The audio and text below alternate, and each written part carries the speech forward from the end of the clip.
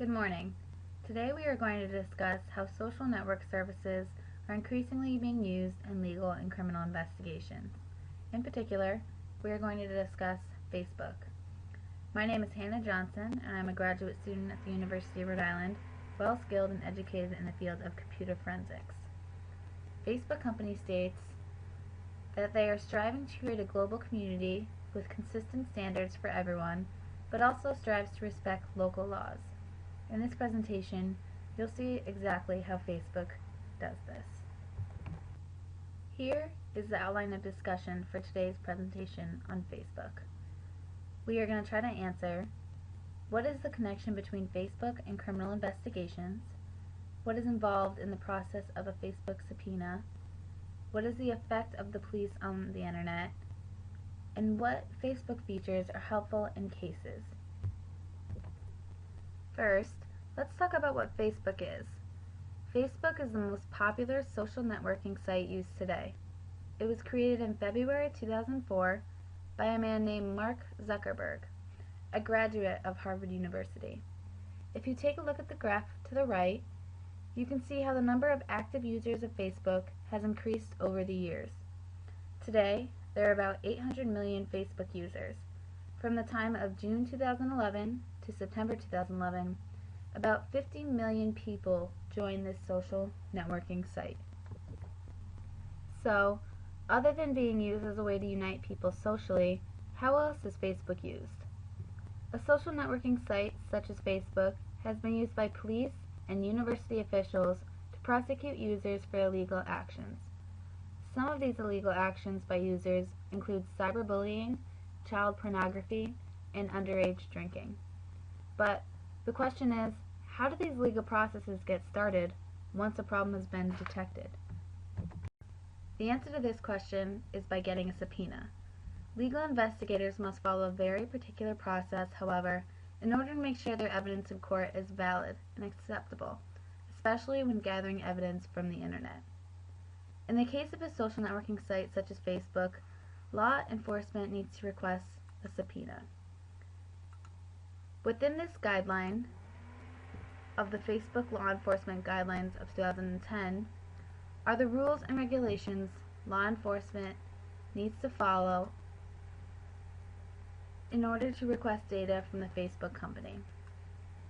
As we scroll through, you can see all the policies and requests that Facebook upholds for law enforcement to follow.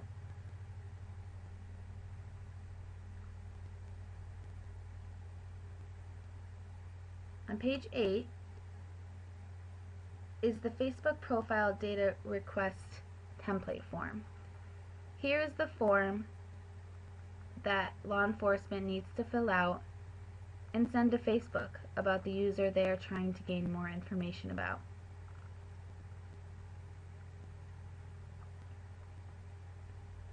One of the most important things that Facebook requests law enforcement to have is the Facebook ID of the user. This ID is either in the form of numbers or a phrase, such as one's name. Here is a snapshot of a Facebook URL browser link for a Facebook user. Highlighted is an example of what a Facebook ID would look like. In this case, this ID is in the form of numbers. Some other pieces of information Facebook requires is as much personal information about the user as possible. This information includes their birth date and any email addresses associated with their account. Another thing that Facebook requires is details about the legal authority who is doing the request. Facebook notes that they generally process data uploaded and recorded on Facebook for the last 90 days, starting from the date of issuance. Now, let's talk a little bit about Doe subpoenas. These subpoenas are used in the case of law enforcement being unable to identify the Facebook ID user. This process involves the plaintiff issuing a subpoena to the hosting website requesting the IP address of the user's profile. However, with this type of subpoena, many legal issues can arise. When it comes to the internet It is well known by users that police officers are on it too, monitoring activity, especially when it comes to social networking sites. Police officers do not need a subpoena for publicly displayed information, including pictures, videos, and Facebook wall posts. If information on a user's page is not publicly displayed and law enforcement is trying to get that data for a case, a request for a subpoena will be needed to put into action. In particular, police officers are monitoring publicly displayed images, especially illegal ones that portray underage drinking. In one case in Lombard, Illinois, a group of suburban teenagers were arrested for underage drinking. But what was the evidence that the police officers had to arrest them for this? Law enforcement found pictures of a party publicly displayed on Facebook. 19 students were identified in the pictures, 11 of which were student athletes. Law enforcement did not need a subpoena because of the fact that these pictures were publicly displayed to the public. In another instance, police officers were monitoring the groups created on Facebook. Any user of Facebook can create a group of their choice for social purposes or for other reasons. In this snapshot is a picture of the first step of creating a group on Facebook. However, in one case, a user used a group for illegal purposes. On December 8, 2010, a man named James Paul Bird, 38, of Lincolnton, was charged with 2 counts of distributing child pornography over Facebook. He created a group that could then advertise, distribute, view, and download images and videos of child pornography. A police officer became aware of the group and became a member himself. He therefore requested a subpoena from Facebook to track the creator of the group. These 2 cases are just 2 examples showing that social networking sites are constantly being monitored, and illegal postings can easily be retraced back through the help of a subpoena. Now let's discuss one Facebook feature that is really helpful to law enforcement authorities, especially for cyberbullying and stalker cases. This Facebook feature is known as Facebook Chat. This feature allows users to instant message using a pop-up chat screen at the lower left-hand corner of their browser page. This right here is an example of what Facebook Chat looks like. What many users do not know is that this Facebook Chat system is cached. The cache on a computer is a temporary storage of data. This data includes web documents such as Facebook.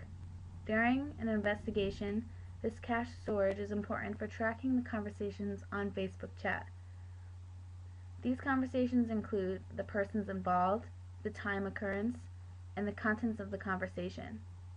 Also in the cache are the contents of the web page, including photos, links, videos, which are all helpful for law enforcement because they are able to see what sites the computer holder has visited.